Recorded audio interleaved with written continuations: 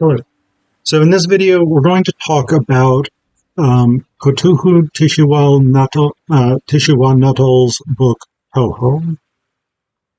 This is a really interesting book. I'm publishing a professional scholarly review of it. This is my first time writing a professional review of a novel.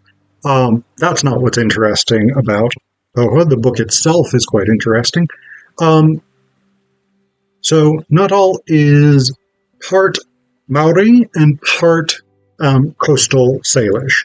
So her ancestry is from what's now New Zealand and what's now British Columbia.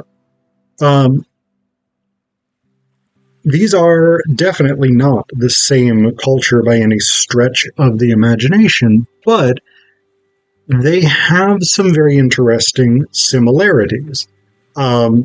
Both of them are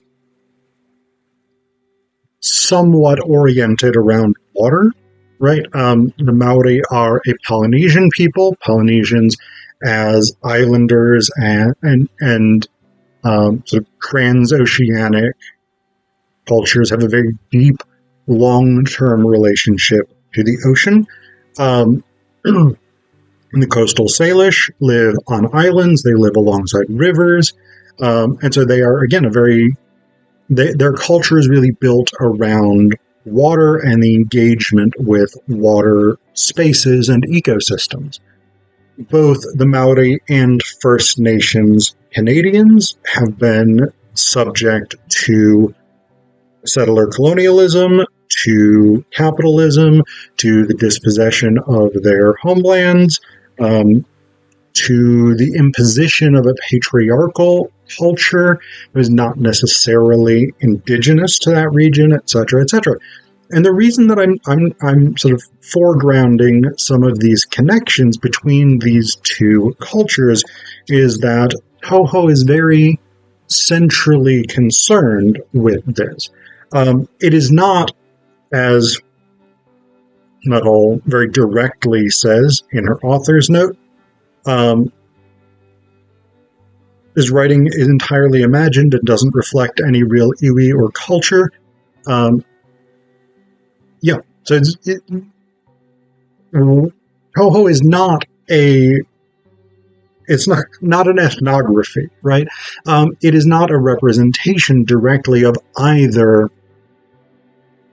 Polynesian culture or First Nations Canadian culture, but it is a blending. It is a sort of imagined world in which Maori and Coastal Salish cultures are geographically much closer to one another, and they sort of blend and interact in ways that are representative on some level of Nuttall herself, without being representative of the sort of actual world that we live in. The oceanic nature of these cultures is deeply represented in the book, both in terms of the themes, the content, but also in terms of the structure and the narrative style, which is a very, very unique and interesting one. So there's no central narrative in this. There are a bunch of smaller narratives that sort of pull characters' experiences. In some instances, characters will appear in multiple chapters or storylines, and in some instances, they will only appear once. But characters are constantly engaging with water, whether that is to travel through it, whether that is to drown or nearly drown, whether that is building connections across physical spaces, right? Like in the chapter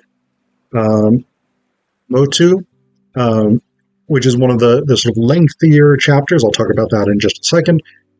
We have a story of a seemingly set maybe historically, at some indeterminate past time prior to the emergence of European colonialism in British Columbia and New Zealand, in which this narrator goes on a journey from her island, from her village, her tribe, her people, to a different island and encounters a different tribe, a different people with a culture that is different but also similar, right? So, like, one group makes their clothing out of grasses and reeds. The other makes their clothing out of cedar bark, right? But they also share similarities. They have different languages, but they eat similar types of food, right? They process seaweed into edible products of various kinds, right? And these differ. They're not exactly the same, but they are comparable, right? So the things that these people are the cultures of these two groups are comparable enough that there are points of contact while also being divergences. But the ocean in that story, or probably ocean, although, I mean, theoretically it could be a lake. I don't remember if it's specified that it's an ocean. But this becomes the sort of mechanism through which these cultures connect, right? Through which people encounter one another. And that's really important in this narrative, right? Particularly for women to encounter one another, because this is also a feminist novel in which the connections between women, the mutual support between women, is incredibly important in terms of building culture, in terms of building security, in terms of building identity, forming tribal connections, etc., etc. So it's very, very important in those ways. And we get this pretty much right from the beginning, this sort of introduction of these themes of the connection between oceanic spaces and women as foundations of these cultures, the cultures, the real world cultures that get sort of reconceptualized within Nuttall's novel. So the first chapter is very short. I'll actually read you the whole thing. I mean, it's that much text, about half a page. It's called Daughter. Creator throws them into the ocean, mother and daughter to become islands. This transformation is accompanied by a covenant of mutual care between the people and the new land. They lie side by side. Mother wraps herself ever so slightly around daughter. An island is a golf green, a private hunting ground for exotic animals, a scientific reserve.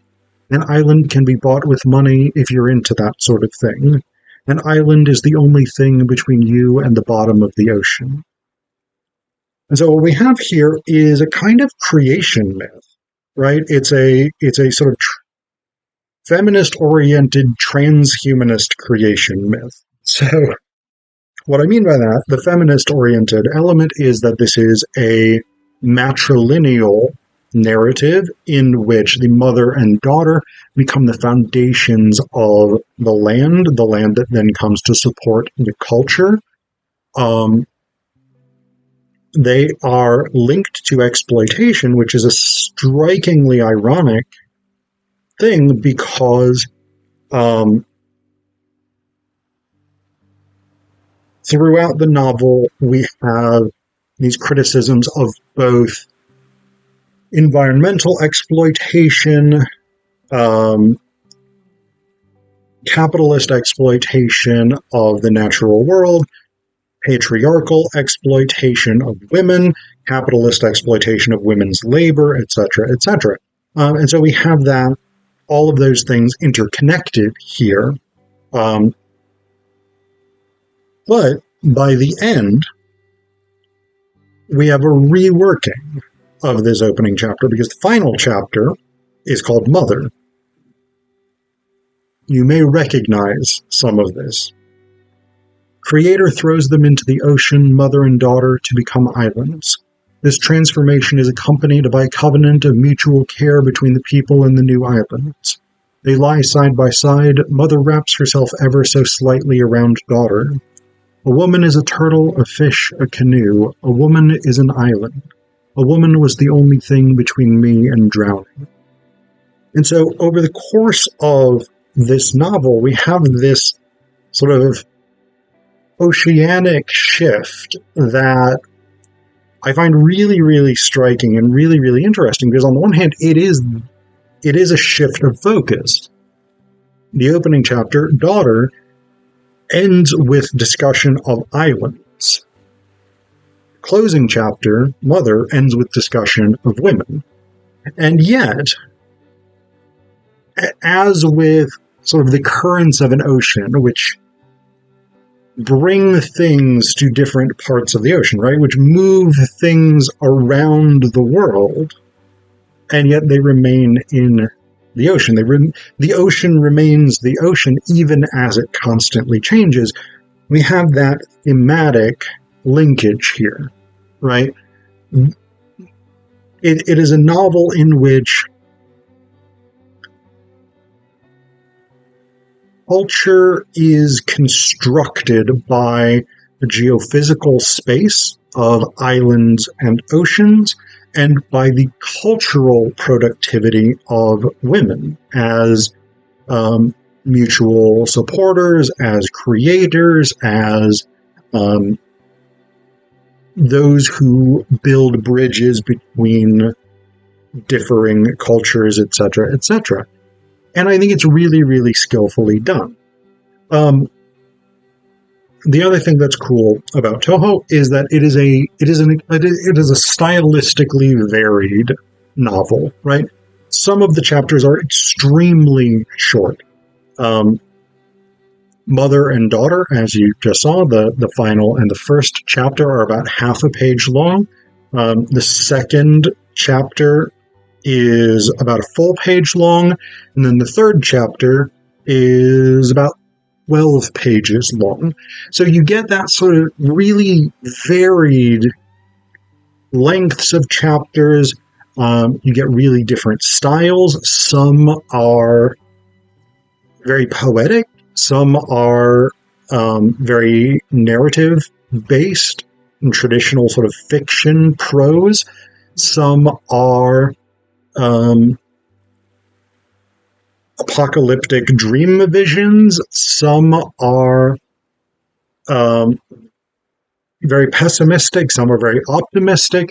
And you have this sort of continual shifting of styles, which is in itself somewhat oceanic, right? You have within the broad structure of the novel a continual change that's occurring. And so in this sense, the craft of Nuttall's writing reflects back into that thematic content. And it's really, really interesting. The other element of this sort of stylistic experimentation is that as a reader, it keeps you very interested. It keeps you engaged because you never know what the next chapter is going to bring. And so there's that sort of part of you, that level of your brain that always wants to keep reading to find out what's coming next.